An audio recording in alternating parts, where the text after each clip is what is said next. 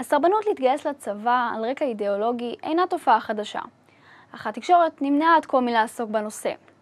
אחרי אין ספור הפגנות תמיכה בסרבני השמאל, ללא כיסוי תקשורתי, מתברר שהתקשורת דווקא יודעת את הדרך לכלא 6, כאשר מדובר בחרדים.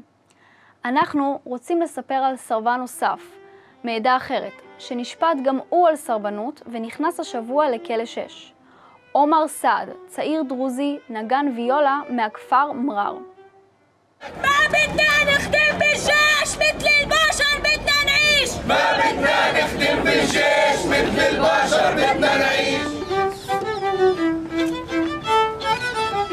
את תופי המחאה החליפה הוויולה של עומר בליווי כלי נגינה, בני משפחה וחברים לדרך מקבוצות שונות בחברה.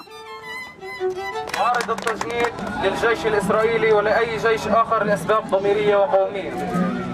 أكره الظلم وعارض الاحتلال، أكره التعصب وتقييد الحريات، أكره من يعتقل الأطفال والشيوخ والنساء. كيف يمكن أن أحمل السلاح ضد إخوتي وأبناء الشعب الفلسطيني؟ كيف يمكن أن أكون جنديا يعمل على حاجز قلنديا أو أي حاجز احتلالي آخر وأنا من جرب ظلم الحواجز؟ لقد خدم العديد من شبابنا ضمن قانون التجنيد الإجباري، فعلى ماذا حصلنا؟ تمييز في جميع المجالات، قرانا أفقار القرى، صودرات أراضينا، لا يوجد خرائط هيكلية، لا يوجد مناطق صناعية. لقد أبعدنا هذا القانون عن امتدادنا العربي. למרות שמדובר היה במחאה שקטה ולגיטימית, בחרה המשטרה לאיים על האב במעצר ולהזמינו לחקירה שבסופה נאלץ לחתום על צו הרחקה מטבריה.